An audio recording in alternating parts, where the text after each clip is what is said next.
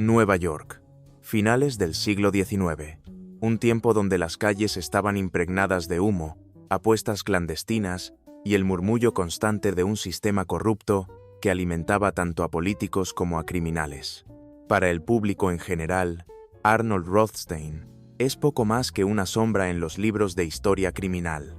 Un nombre que aparece de vez en cuando, asociado a figuras como Meyer Lansky o Lucky Luciano, quienes lo señalaban como su mentor y financista. Pero esa es solo la superficie. Al escarbar más profundo, surge la figura de un hombre cuya ambición no conocía límites. Rothstein no solo ayudó a levantar a toda una generación de gángsters durante la Prohibición, también se le acusa de haber manipulado el resultado del torneo de béisbol más importante de Estados Unidos, las Series Mundiales. Y eso apenas es el comienzo. Detrás de su impecable traje y su aire de sofisticación, se escondía un cerebro maestro, con conexiones políticas, influencia sobre la policía y un imperio de contrabando de drogas que sentó las bases del crimen organizado moderno. Hoy vamos a adentrarnos en la historia de un hombre que convirtió en oro todo lo que tocaba. Jugador, dueño de casinos, traficante, prestamista, Rothstein llevó cada actividad al límite, creando nuevas formas de ganar dinero en la delgada línea entre la legalidad y el caos. Todos los gángsters de los que hemos hablado antes compartían un origen común: hijos de inmigrantes pobres, criados en barrios donde la miseria era el pan de cada día. Para ellos, el crimen fue un atajo hacia el sueño americano. Pero Arnold Rothstein era diferente. Nacido en 1880, y dos en el seno de una familia judía, acomodada, sus padres, Abraham y Esther Rothstein, ya habían superado las penurias de la inmigración. Su abuelo había llegado a Estados Unidos a mediados del siglo XIX, y su padre era un hombre de negocios exitoso. Para Arnold, la pobreza era un fantasma del pasado. Lo que sí heredó fue una estricta educación ortodoxa y una familia numerosa. 5 hermanos bajo el mismo techo. Sin embargo, desde muy joven, Rothstein demostraría que sus ambiciones iban mucho más allá de las tradiciones familiares. Aunque Abraham Rothstein logró construir una próspera carrera como hombre de negocios y proporcionar a su familia una vida acomodada, su éxito tuvo un precio. La atención a sus hijos era un recurso escaso. Para el joven Arnold, esa falta de afecto se convirtió en una herida abierta. Creció convencido de que su hermano mayor era el favorito, el heredero de todo lo mejor que la vida podía ofrecer, mientras que él quedaba relegado a las sobras.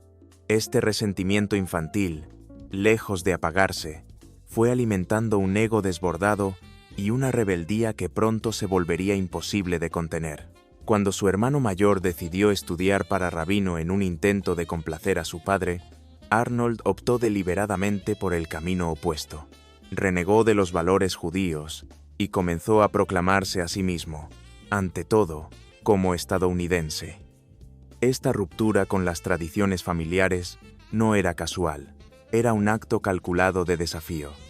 A pesar de ser intelectualmente brillante, Arnold desarrolló un profundo rechazo hacia la escuela religiosa. Solo una materia conseguía mantener su interés: las matemáticas. Allí encontraba el orden y la lógica que más tarde aplicarían a su vida en los negocios y en las apuestas. En el resto de las asignaturas, su única motivación era burlar a los profesores, ideando ingeniosas maneras de no aprender nada. No pasó mucho tiempo antes de que abandonara la educación formal por completo. Para entonces, ya había encontrado una pasión que lo consumía: los juegos de azar. Este mundo clandestino le ofrecía una mezcla embriagadora de dos cosas que adoraba: el desafío intelectual y la oportunidad de desafiar a su padre una vez más. En la cultura judía, el juego estaba estrictamente prohibido, pero en la Nueva York de finales del siglo XIX, las reglas eran otras. La ciudad era un hervidero de vicios. Burdeles, fumaderos de opio y casas de apuestas proliferaban en cada esquina, protegidos por la complicidad de policías y políticos corruptos. La Gran Manzana se había convertido en una nueva Sodoma y Gomorra, un lugar donde la decadencia moral no solo era tolerada, sino celebrada. En ese ambiente caótico, un joven Arnold Rothstein comenzaba a forjarse un lugar. Lo que para otros era un simple pasatiempo, para él sería el primer escalón hacia un imperio criminal que transformaría la historia del AMPA en América. En aquella Nueva York convulsa, donde la corrupción no era una sombra sino la norma, los funcionarios públicos no solo encubrían delitos, muchos eran ellos mismos propietarios de burdeles y casas de juego. Hacer dinero mediante el soborno, la coacción o el fraude no se consideraba un escándalo, era simplemente la manera en que el sistema funcionaba. En un mundo así, incluso un adolescente como Arnold Rothstein podía abrirse paso. Aunque no tenía la edad legal para entrar a las casas de apuestas, encontraba la manera de participar. Con la seguridad de quien ya se sentía un adulto, se acercaba a los corredores de apuestas, rogándoles que aceptaran su dinero. Cuando lograba que alguien colocara su apuesta por él, esperaba ansioso fuera del recinto a que la carrera terminara. Pero había una trampa cruel. Si su caballo perdía, el corredor aparecía rápidamente para entregarle las malas noticias. Si ganaba, el hombre simplemente desaparecía.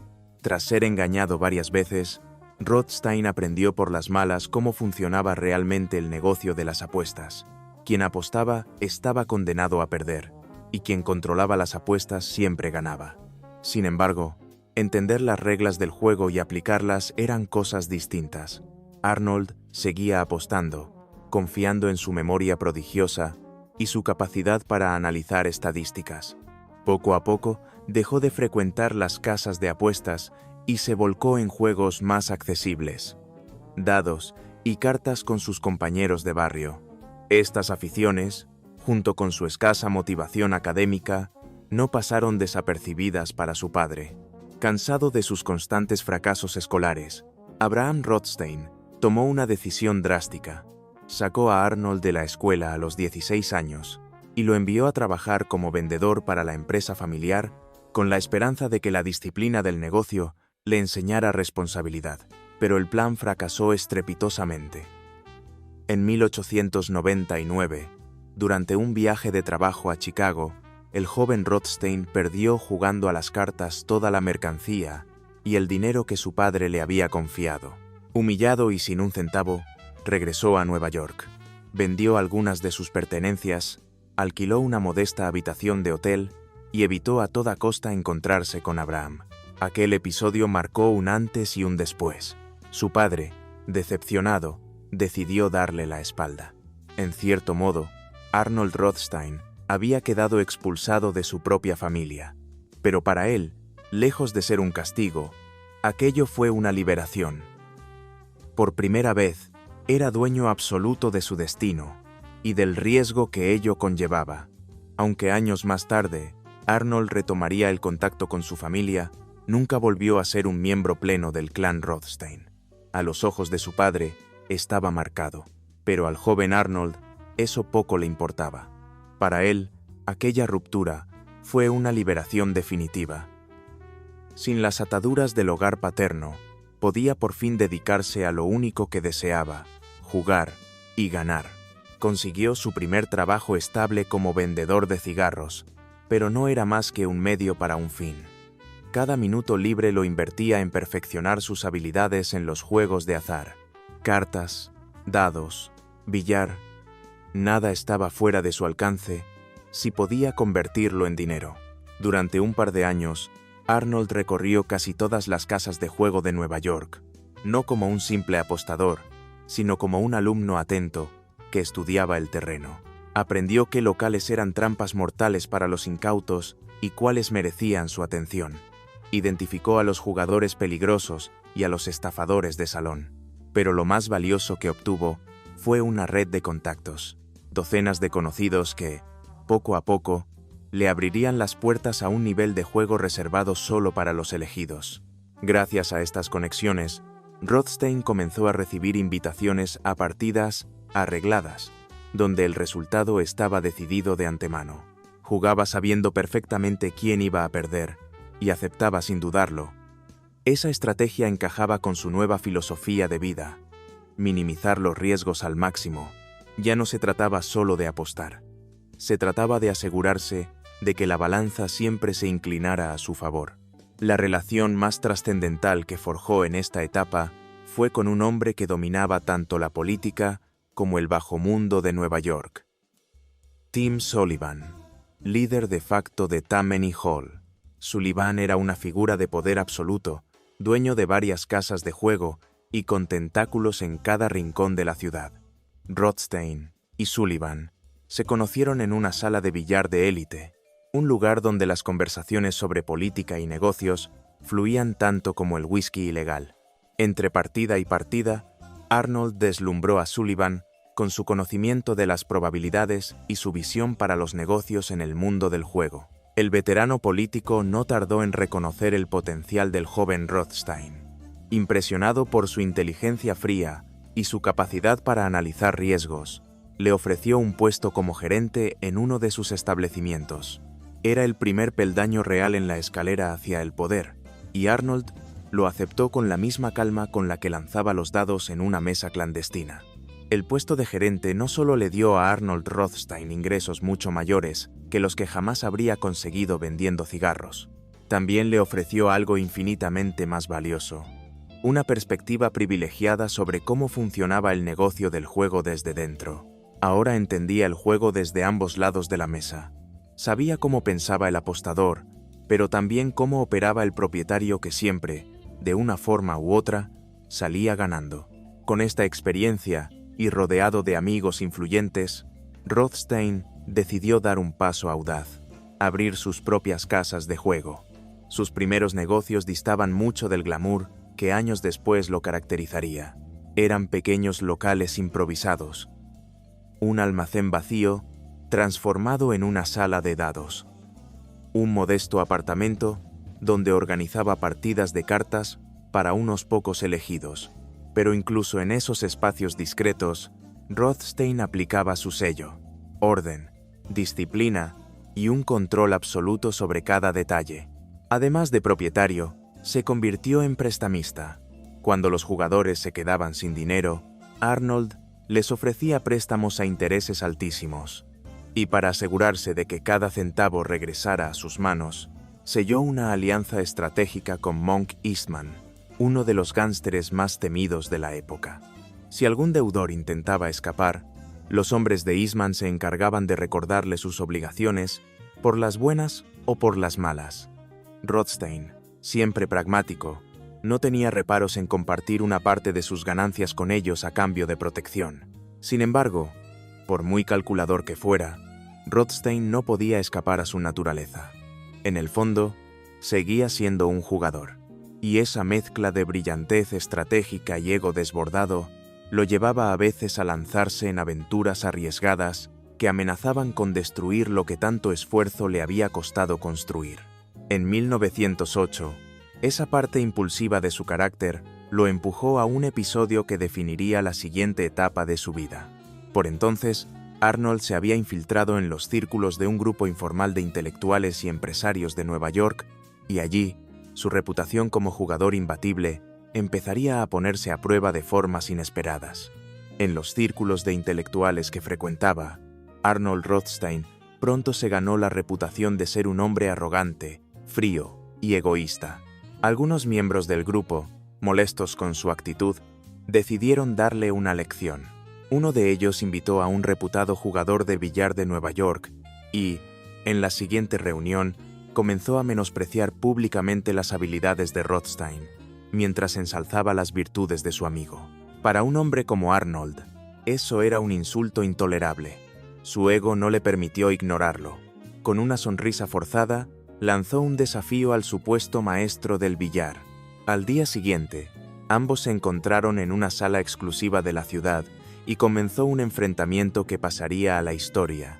32 horas de juego ininterrumpido, con un premio de $500 en efectivo.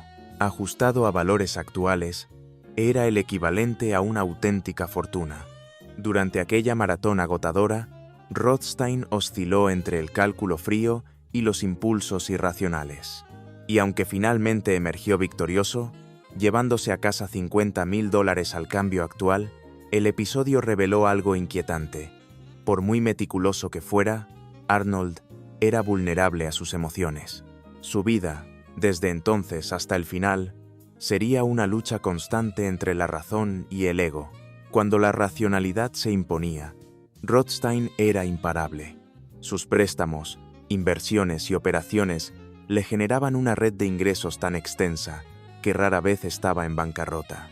Sin embargo, en los momentos en que el jugador impulsivo tomaba las riendas, podía quedarse con apenas unos dólares en el bolsillo, aunque no porque careciera de recursos, sino porque su dinero siempre estaba en circulación, prestando, apostando, invirtiendo en negocios de conocidos. Para 1910, Arnold ya había acumulado lo suficiente $12,000 para abrir un verdadero establecimiento de juego con todas las reglas. Había llegado el momento de dar un salto mayor, pero había un problema. El juego en Nueva York ya era ilegal, y para prosperar necesitaba protección política. De nuevo, Tim Sullivan se convirtió en su carta ganadora. El veterano líder de Tammany Hall aceptó ofrecer su influencia, pero con una condición. Rothstein tendría que aceptar como socios tanto a Sullivan como a Willie Sheehy, un hombre de confianza del político. Arnold no vaciló. Con los $12,000 que él había reunido y otros $24,000 aportados por sus nuevos socios, alquiló una majestuosa mansión de 3 plantas. En la planta baja instaló un bar elegante, en el primer piso, un casino, y en el segundo, su propia residencia.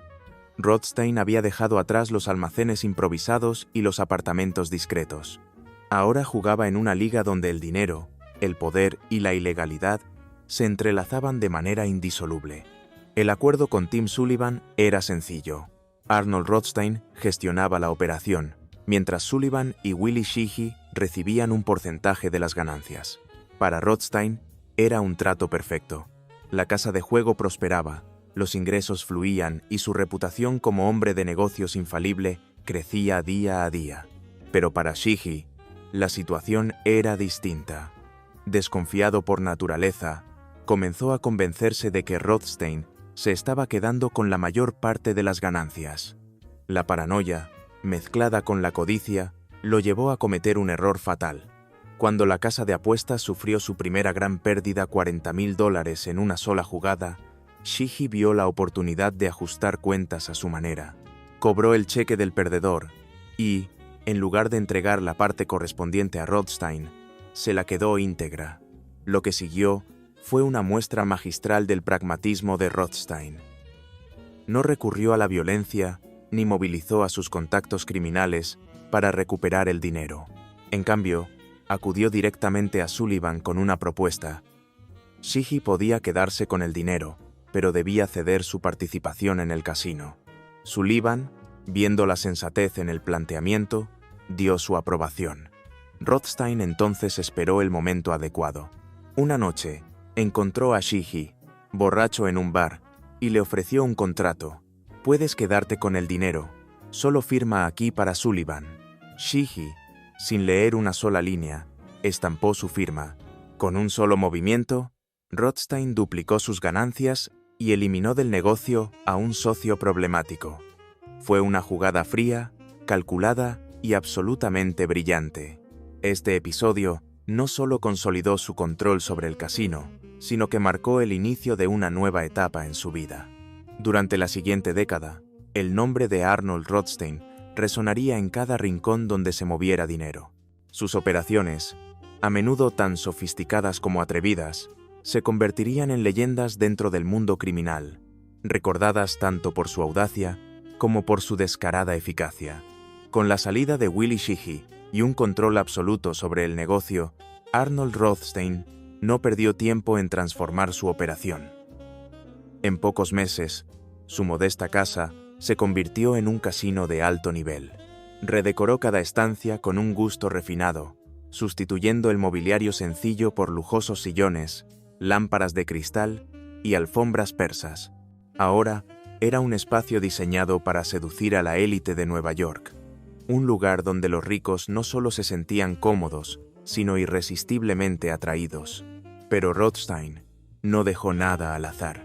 Para garantizar un flujo constante de jugadores adinerados, contrató a decenas de personas de la alta sociedad. Su misión era sencilla: hablar del casino en los círculos exclusivos, recomendarlo como la próxima gran experiencia. Por cada cliente que acudía gracias a estas recomendaciones y perdía dinero, el intermediario recibía el 10% de las pérdidas.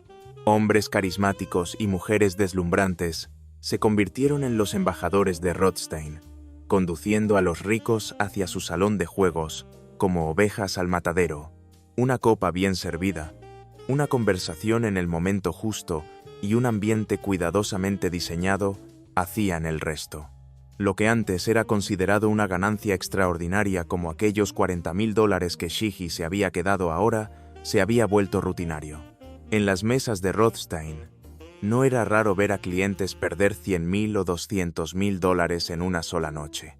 El casino no solo era rentable, se había transformado en una auténtica máquina de hacer dinero. Sin embargo, mientras Rothstein disfrutaba de un éxito arrollador, en las sombras comenzaba a gestarse una amenaza que podía destruirlo todo. Por aquel entonces, la industria del juego en Nueva York funcionaba gracias al patrocinio de Tammany Hall, la poderosa organización política del Partido Demócrata. Este grupo controlaba a la policía y, en última instancia, se encargaba de recaudar los sobornos que garantizaban la protección de actividades ilegales.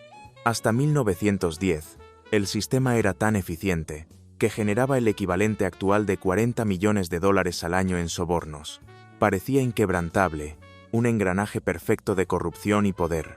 Pero como toda estructura basada en el dinero fácil y la lealtad comprada, solo era cuestión de tiempo antes de que empezaran a aparecer grietas, y cuando eso ocurriera, el imperio de Rothstein se encontraría en el centro de la tormenta.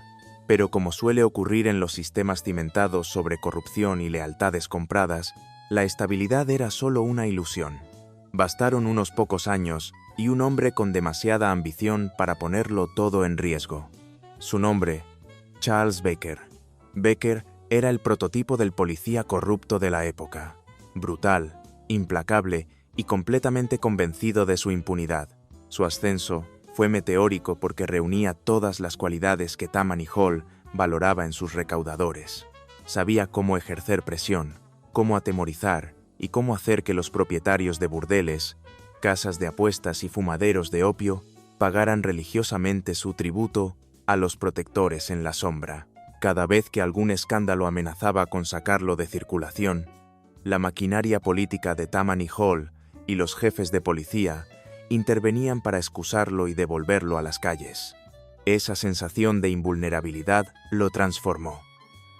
Becker se volvió más codicioso, sus métodos más descarados y violentos.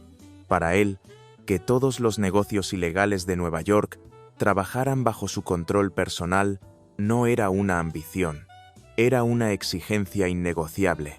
La situación se agravó cuando Tim Sullivan, debilitado por una enfermedad, empezó a retirarse de la vida pública. Con Sullivan fuera del tablero, Becker se sintió libre para atacar incluso a aquellos que hasta entonces habían sido intocables. Su objetivo más visible fue Vinci Rosenthal, propietario de una próspera casa de juego. Becker lo golpeó, asaltó su establecimiento e intentó intimidarlo de todas las maneras posibles para que pagara el tributo. Pero Rosenthal no se dejó doblegar.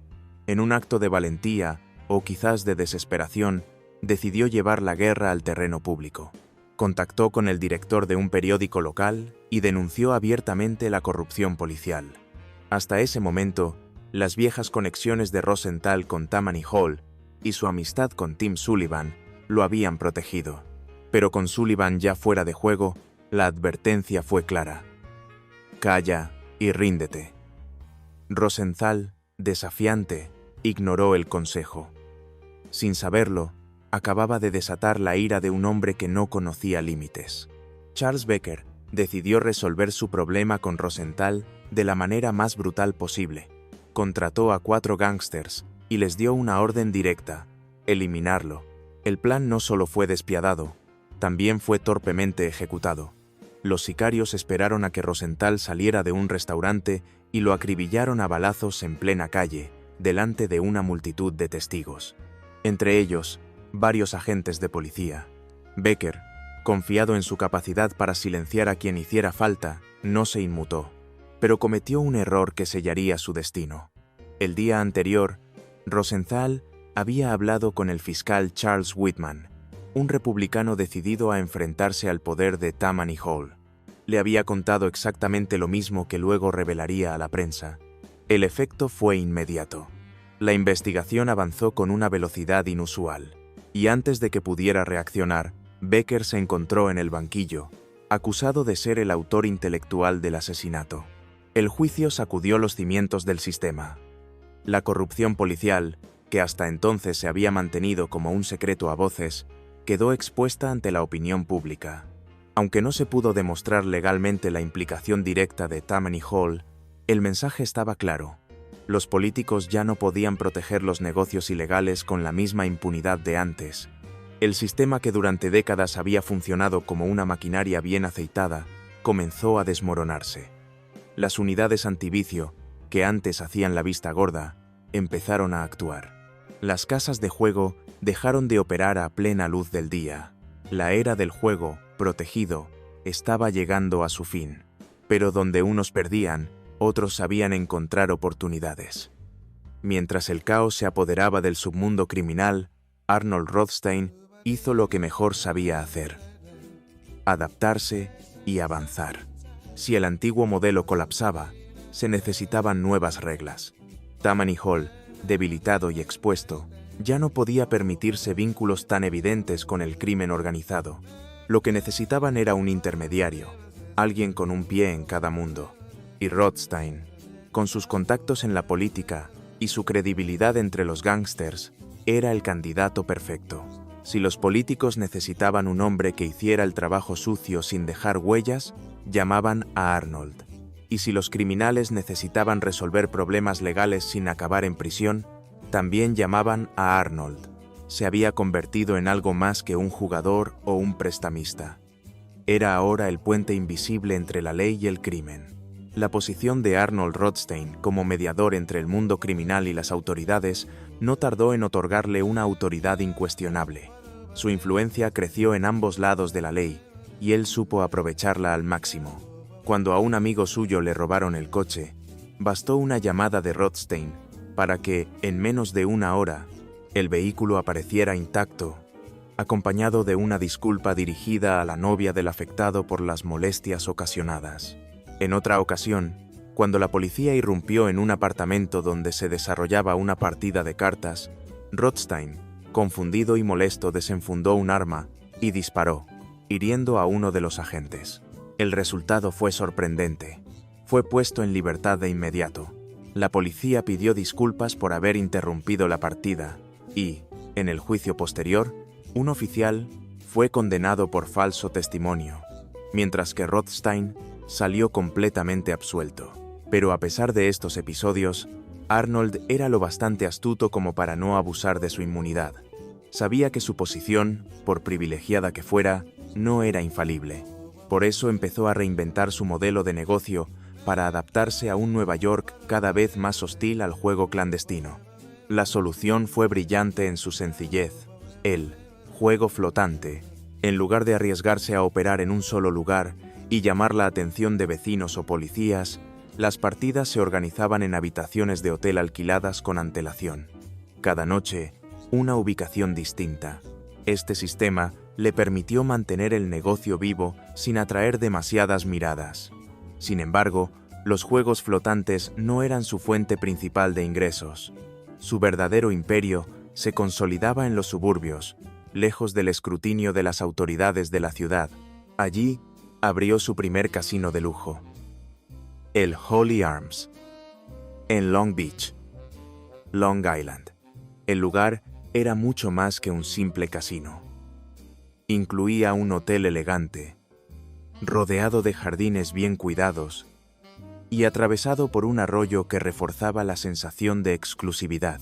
Rothstein contrató a los mejores crupieres de Nueva York y a un chef de renombre de la Manzana Dorada, asegurándose de que cada cliente recibiera un trato impecable. El Holy Arms se convirtió rápidamente en un club de campo para la élite. un refugio donde ricos empresarios y figuras influyentes podían perder miles de dólares en un ambiente refinado y discreto. Aquí, el juego no era visto como un vicio, sino como un lujo, y Rothstein, como el maestro de ceremonias perfecto. El éxito del Holy Arms fue solo el principio. Arnold Rothstein pronto inauguró un segundo establecimiento aún más espectacular, The Creek, en la ciudad turística de Saratoga Springs. Este casino eclipsaba a su predecesor en lujo y sofisticación. Los salones resplandecían con lámparas de cristal, las mesas estaban rodeadas de alfombras persas, y el servicio era tan impecable que hasta los más acaudalados se sentían mimados. Aquí, las pérdidas ya no se contaban en miles, sino en decenas y hasta cientos de miles de dólares. Para la élite neoyorquina, The Creek no era solo un casino, era un símbolo de estatus, un lugar donde se podía perder una fortuna sin levantar una ceja. En apenas un par de años, estos negocios convirtieron a Rothstein en un millonario. Por primera vez en su vida, podía dedicarse sin preocupaciones a su gran pasión, las carreras de caballos. Durante un tiempo, incluso apostaba en su propio hipódromo, el Havre de Grace, del que era copropietario junto a un grupo selecto de empresarios. Pero en el mundo de Arnold Rothstein, nada era tan limpio como parecía. Sus peculiaridades en las apuestas comenzaron a incomodar a sus socios, y con razón. No era raro que, minutos antes de una carrera, el jockey de un caballo favorito fuera sustituido de manera inesperada. Las casas de apuestas, incapaces de prever el cambio, se encontraban en desventaja y Rothstein salía ganador. Un caso emblemático ocurrió en 1917, durante una carrera en Laurel. Los dos favoritos eran Aurles y Omar Khayyam. En la carrera anterior, Khayyam había vencido gracias al mal rendimiento del jockey de Aurles. Esta vez, a solo 5 minutos del inicio, Rothstein logró que el jinete fuera reemplazado. El resultado, Aurles ganó, y Arnold embolsó una suma colosal. Aunque nunca se pudo probar el fraude, la magnitud de su apuesta sobre el caballo que los expertos consideraban perdedor sugería que Rothstein jugaba con información privilegiada o algo peor. En competencias de menor perfil, donde las miradas eran menos vigilantes, sus métodos eran incluso más descarados. No dudaba en sobornar jinetes para que frenaran a sus caballos en el momento oportuno. También pagaba a mozos de cuadra para que insertaran pequeñas esponjas en las fosas nasales de los animales, dificultando su respiración y asegurando la derrota. Para Rothstein, cada truco era simplemente una extensión de su filosofía: minimizar el riesgo y garantizar que la banca su banca nunca perdiera. En el mundo de las carreras de caballos, los pequeños trucos y sobornos eran moneda corriente. Muchos jugadores deshonestos los utilizaban para inclinar la balanza a su favor. Pero lo que Arnold Rothstein logró en 1921 fue de otro nivel. Una estafa tan elaborada que nadie más se atrevió a repetirla. Ocurrió en el hipódromo de Aqueduct.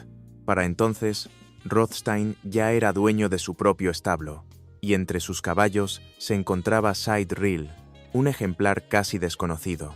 Había corrido pocas veces, pero en los entrenamientos mostraba un rendimiento excepcional. Rothstein vio en él la oportunidad perfecta para un golpe maestro. Primero, inscribió a Side Reel en una carrera en la que los registros de sus rivales eran visiblemente inferiores. Después, se aseguró de mantener al caballo fuera del hipódromo hasta 5 minutos antes del inicio. Este movimiento generó confusión total entre los corredores de apuestas.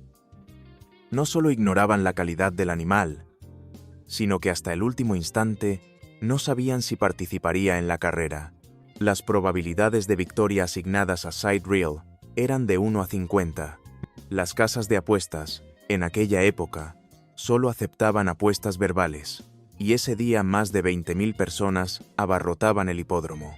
Aprovechando el caos, Rothstein apostó $120.000 a través de una red de agentes. La maniobra no levantó sospechas. Cuando Side Reel cruzó la línea de meta en primer lugar, Rothstein embolsó $850.000, lo que en dinero actual equivale a unos 10 millones. Fue un golpe quirúrgico, impecable, que dejó a la competencia y a las casas de apuestas atónitas. Sin embargo, incluso para un estratega como Rothstein, no todas las apuestas podían ser controladas. La suerte, caprichosa, a veces jugaba en su contra, y en más de una ocasión perdió decenas o cientos de miles de dólares en una sola jornada.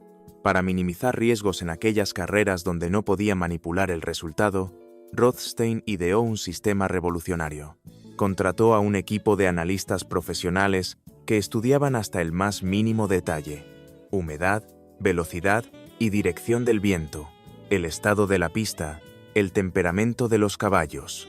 Apostaban su dinero según complejos cálculos, recibiendo un porcentaje de las ganancias. Pero lo más fascinante no era el método, sino cómo Rothstein llegó a adoptarlo. Una madrugada, Arnold Rothstein se despertó sediento y se dirigió a la cocina en busca de un vaso de agua. Lo que encontró allí no fue precisamente refrescante. Un hombre armado, hurgando en sus armarios, en busca de dinero en efectivo. Pero Rothstein, que conocía de sobra a los hombres desesperados, no reaccionó con miedo. El intruso no era un ladrón profesional, y eso no pasó desapercibido para Arnold. Frente a él estaba Will Davis, un profesor de California que había llegado a Nueva York con $1000 y un sistema de apuestas que, según decía, lo haría rico. Pero la realidad había sido cruel con Davis. Tras perderlo todo, se resignó a pasar sus días en un bar hasta que escuchó rumores sobre un propietario de casino que vivía sin guardaespaldas y con montones de efectivo en casa. Así nació su desesperado plan: comprar una pistola y probar suerte con Rothstein. Arnold, siempre analítico, no solo desarmó la situación, sino que transformó un asalto en una oportunidad de negocio. Mientras buscaba el dinero para calmar al intruso, le hizo una propuesta: puedes llevarte los $1000 que reclamas, o demostrarme que tu famoso sistema es tan bueno como dices. Si lo es, te pagaré 100 veces más y un porcentaje de las ganancias. Davis, quizá viendo una salida más digna, aceptó. Y así, de la forma más inesperada, Rothstein incorporó a su operación un método analítico revolucionario para las apuestas en carreras de caballos. El profesor demostró que su enfoque científico funcionaba. Y pronto, Rothstein estaba ganando pequeñas fortunas con estrategias que nadie más había imaginado. Pero el hipódromo no era su único terreno de juego. Arnold apostaba en casi todo, salvo en fútbol, que consideraba demasiado impredecible. Se le atribuye, por ejemplo, haber amañado una histórica pelea de boxeo entre Jack Dempsey y Jim Tooney, embolsándose $500,000. Sin embargo, nada se compara con el escándalo que lo inmortalizaría: el supuesto amaño de las series mundiales de béisbol de 1919 entre los Cincinnati Reds y los Chicago White Sox. Para quienes no conocen este mundo, la magnitud del fraude sería equivalente a arreglar hoy la final de la Liga de Campeones, la Copa Stanley o las finales de la NBA. Y detrás de esa maniobra, según muchos, estaba la mente calculadora de Arnold Rothstein. A mediados de 1919, los Chicago White Sox eran el equipo favorito para ganar las series mundiales. Pero dentro del vestuario se gestaba una rebelión silenciosa. Hartos de los bajos salarios y de la tacañería de su propietario, Charles Comiskey, varios jugadores comenzaron a conspirar. Perderían deliberadamente los partidos, a cambio de una jugosa recompensa. En septiembre, la idea tomó forma concreta en un hotel de Boston. Allí, los conspiradores se reunieron con Joe Sullivan, un corredor de apuestas que, tras escuchar la propuesta, accedió a pagarles $80,000, una cifra que hoy equivaldría a más de $1 millón. Pero Sullivan, pese a su entusiasmo, no disponía de tanto dinero.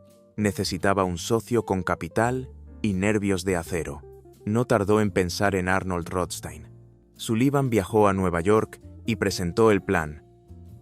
8 partidos. Los White Sox dejarían escapar la victoria, y ambos podrían apostar cantidades descomunales en contra del favorito.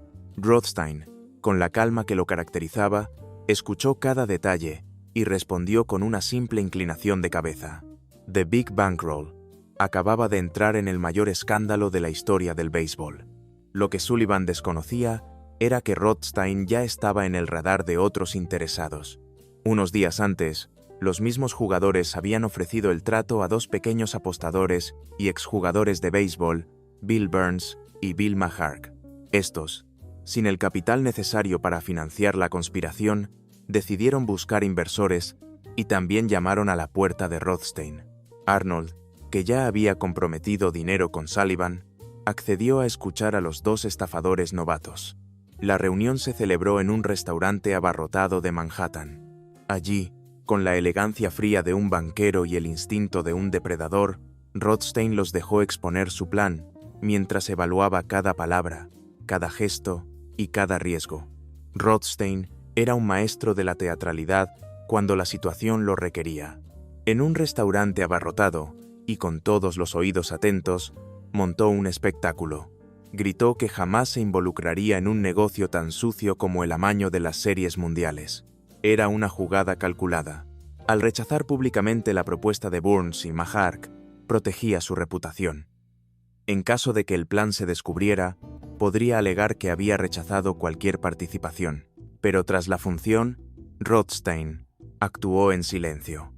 Envió a uno de sus hombres de confianza, Abe Attell, con $1,000 para los jugadores. La explicación era simple y, como siempre, pragmática. Rothstein había confiado en Sullivan, pero se dio cuenta de que el corredor de apuestas no pagaría a los jugadores la suma completa de una sola vez. Eso podía provocar que los White Sox se sintieran engañados y se negaran a cumplir su parte del trato. Al ofrecer una segunda vía de pago, Rothstein se aseguraba de que la codicia pesara más que la sospecha. El sistema quedó así. Sullivan prometió $10,000 a los jugadores después de cada partido perdido, con el resto a pagar tras la derrota final. Attell, actuando en nombre de Rothstein, garantizó otros $2,000 por cada partido entregado. Al principio, todo parecía ir sobre ruedas. Los White Sox perdieron los 2 primeros juegos de la serie, cumpliendo con su parte del trato. Pero tras estas derrotas, solo recibieron $20,000 de los $100,000 prometidos. Furiosos, los jugadores exigieron a Burns y Maharg el resto del dinero. Ellos, a su vez, suplicaron a Attell que liberara los fondos, pero este se negó. Mientras tanto, Sullivan también incumplió sus promesas de pago. Sintiéndose traicionados, los White Sox cambiaron de estrategia. Sin previo aviso, ganaron el tercer partido de la serie, provocando el caos entre quienes habían apostado grandes sumas en su contra. Burns y Maharg, asustados y arruinados, desaparecieron sin dejar rastro, dejando a Sullivan solo en un juego peligroso. Con la serie en un delicado equilibrio, Sullivan reaccionó. Logró contactar a los jugadores y les pagó otros $20,000, prometiendo una vez más que el resto llegaría a tiempo, pero su palabra no valía nada. Tras el tercer partido, volvió a desaparecer. Las tensiones alcanzaron un punto crítico. Los jugadores, presionados por las amenazas de gángsters que ahora alcanzaban a sus familias, finalmente cedieron. Perdieron el octavo y decisivo partido, entregando la serie a los Cincinnati Reds. Mientras tanto, en Boston, Sullivan había apostado enormes cantidades contra los White Sox.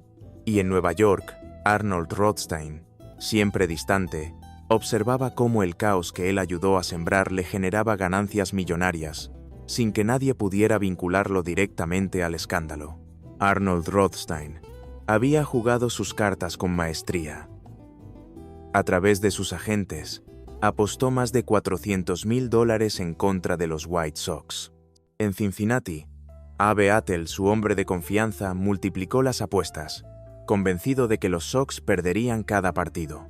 Estas maniobras no pasaron desapercibidas. Periodistas y corredores de apuestas comenzaron a murmurar sobre la corrupción en las series mundiales. Los rumores pronto se transformaron en un clamor público. La justicia inició investigaciones y varios nombres empezaron a circular, incluido el de Rothstein. Pero Arnold, como siempre, había tomado precauciones. Sus conexiones políticas y su hábito de actuar a través de intermediarios lo mantenían alejado del epicentro del escándalo. Sí, fue citado en el caso, e incluso compareció en juicio, pero salió indemne. Nadie pudo demostrar su participación directa. Según las estimaciones más modestas, la operación le generó una ganancia de al menos $1 millón, una suma astronómica para la época. Lo más notable es que Rothstein no tuvo que ensuciarse las manos. Sullivan, Burns y Mahark habían hecho todo el trabajo sucio. Arnold solo tuvo que recoger la crema del pastel. Y esta no fue una excepción. Para mediados de la década de 1910, Rothstein ya había alcanzado plenamente su apodo, The Big Bankroll. Cada mes, docenas de personas lo buscaban, desesperadas por obtener dinero. Algunos necesitaban financiar estafas, otros apostaban en eventos deportivos. Incluso había quienes solicitaban préstamos para pagar el asesinato de un cónyuge infiel. Rothstein nunca preguntaba demasiado. Prestaba dinero a todos, siempre a cambio de altos intereses. Para él, la usura era una extensión natural del juego, una forma más de apostar.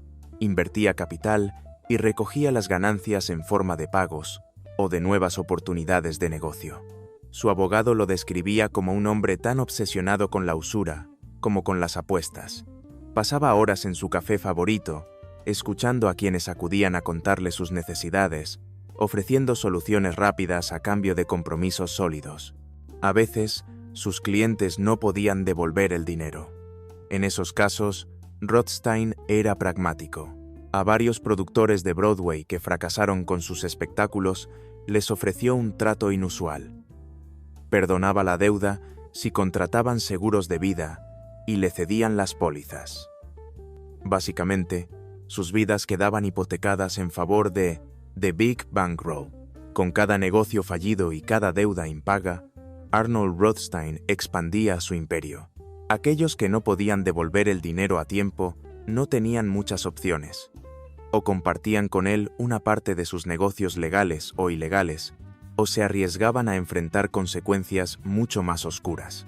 Básicamente, sus vidas quedaban a merced de The Big Bankroll, quien no dudaba en recordarle a sus deudores que una póliza de seguro de vida podía ser una inversión peligrosa en sus manos.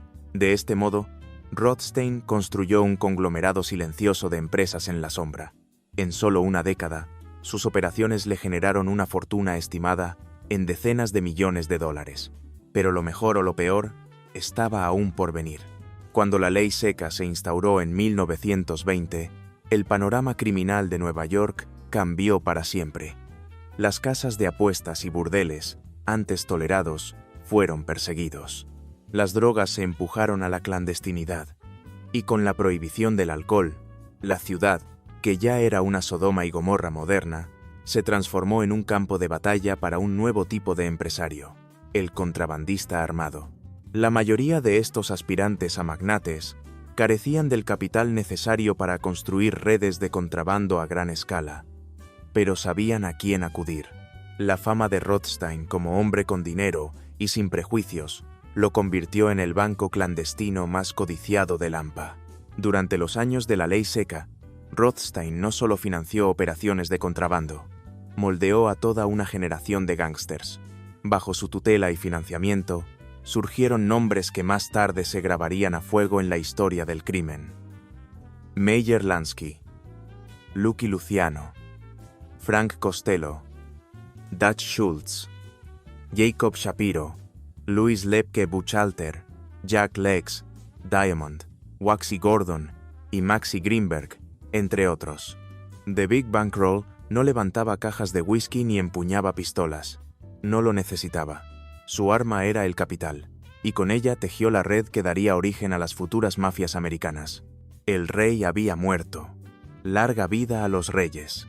Aunque Arnold Rothstein financiaba a docenas de contrabandistas durante la ley seca, la mayoría de las veces actuaba como un asistente externo, prestaba el dinero, cobraba intereses y se mantenía alejado de las operaciones diarias. Pero con algunos, su relación fue más estrecha. Waxy Gordon y Maxi Greenberg acudieron a él buscando capital para iniciar su propia red de distribución de licores.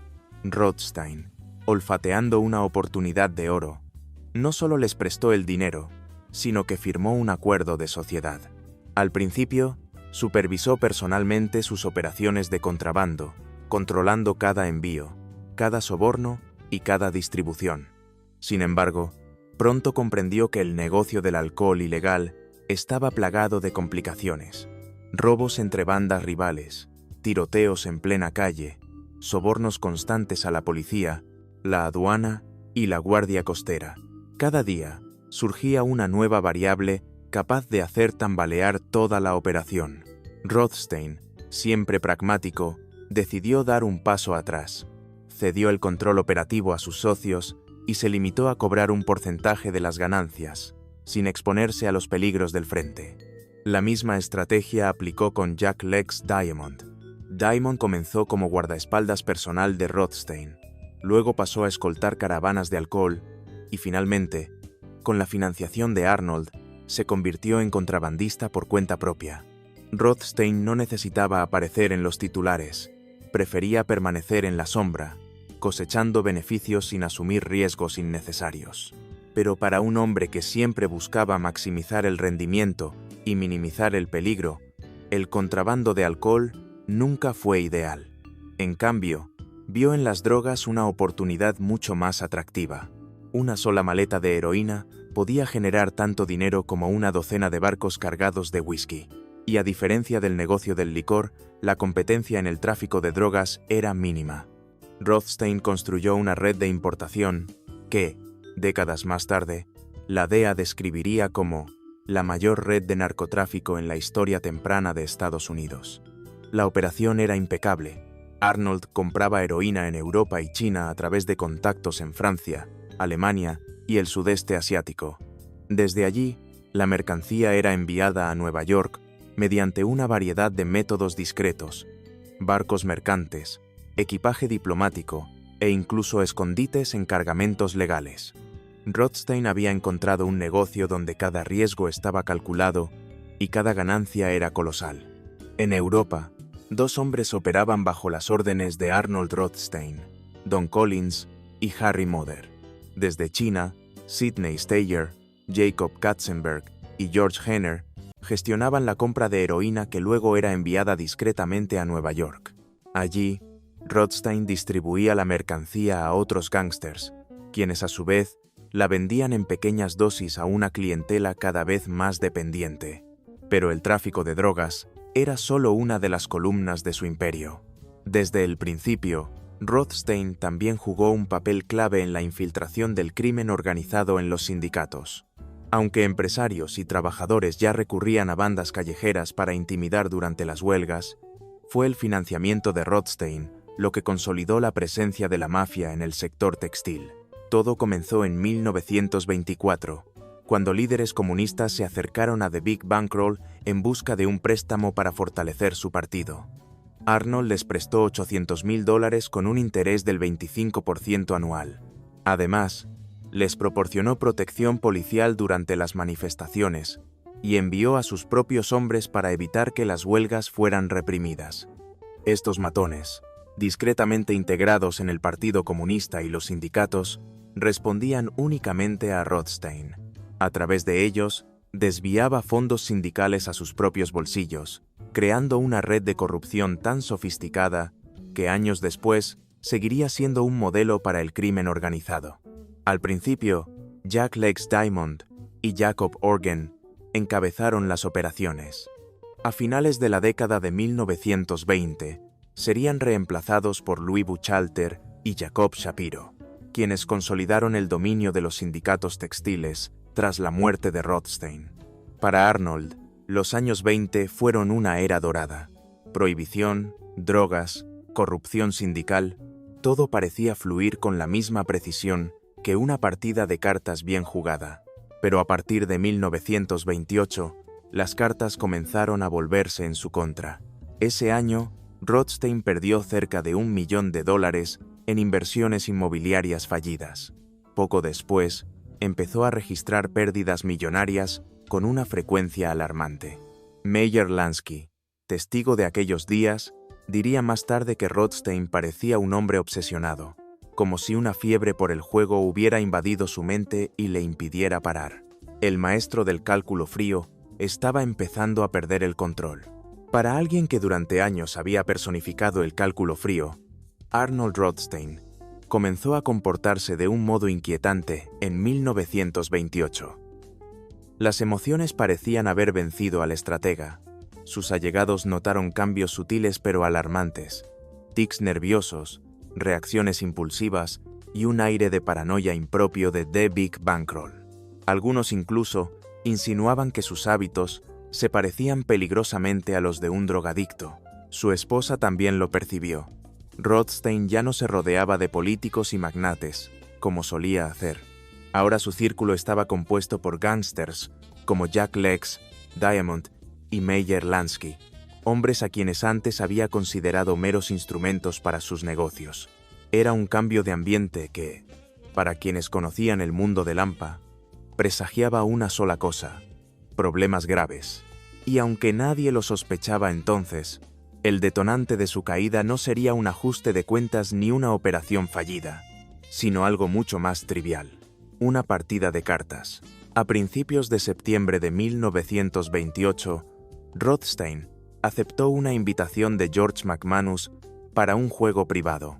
La mesa reunía a personajes de distinta calaña: el jugador profesional Alvin Titanic Thompson, los pequeños mafiosos Sam Boston y Mayor, y otros dos habituales del circuito, Martin Bob y Nathan Nate Redmond.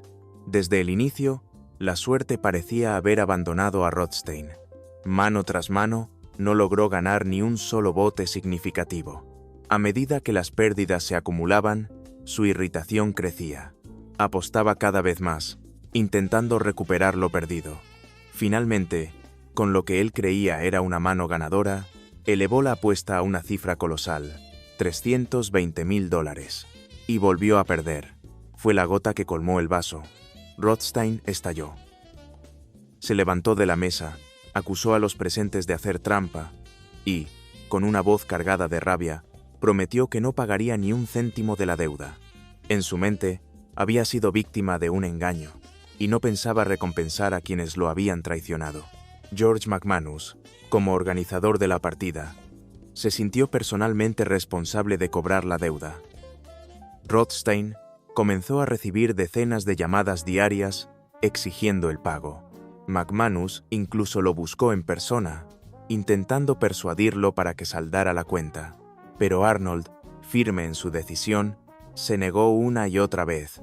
El hombre que durante años había manejado el submundo con astucia ahora jugaba con fuego y no parecía darse cuenta de que sus enemigos ya no eran corredores de apuestas o políticos corruptos, sino hombres armados con poco que perder.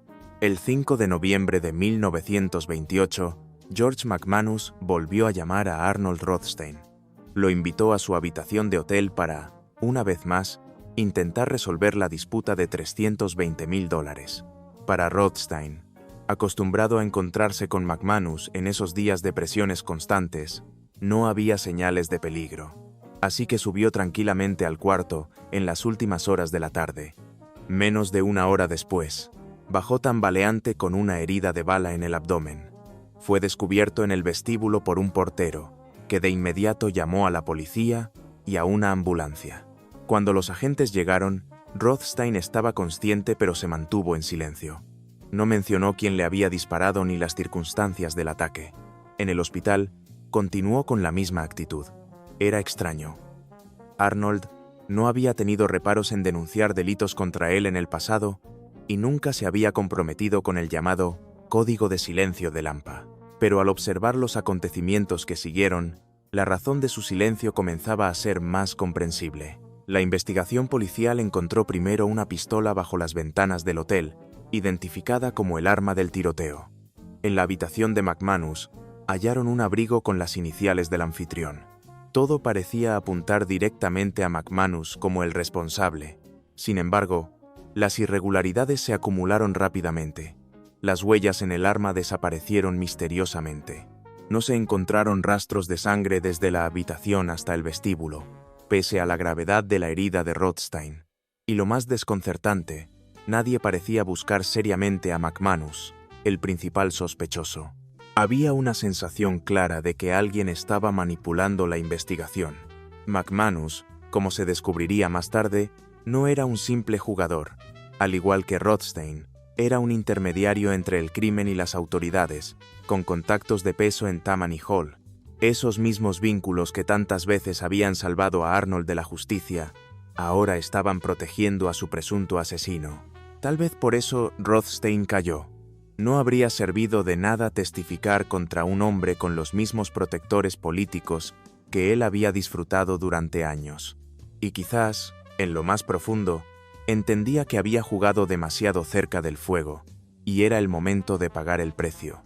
Años después, al analizar las declaraciones de testigos, las pruebas encontradas y las omisiones de la policía, los investigadores reconstruyeron los últimos momentos de Arnold Rothstein.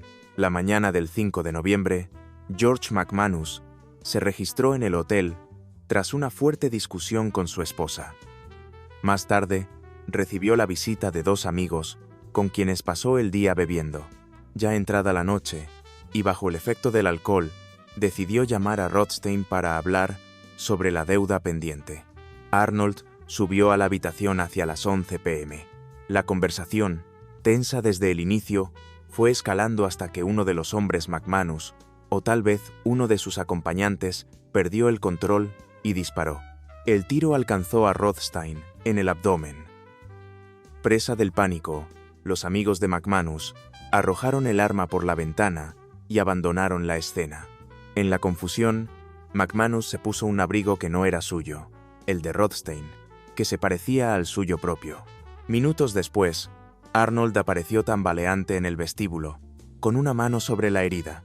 Fue llevado de urgencia al hospital, donde luchó por su vida durante 24 horas. El 6 de noviembre de 1928, a causa de las lesiones internas, Arnold Rothstein murió a los 46 años. Su funeral en el cementerio de Queens reunió a más de 600 personas, políticos, empresarios, mafiosos y enemigos. Su muerte, tan repentina y rodeada de misterio, desató el caos entre quienes dependían de él. Registros y documentos desaparecieron misteriosamente, y sus socios más astutos se apresuraron a repartirse su fortuna.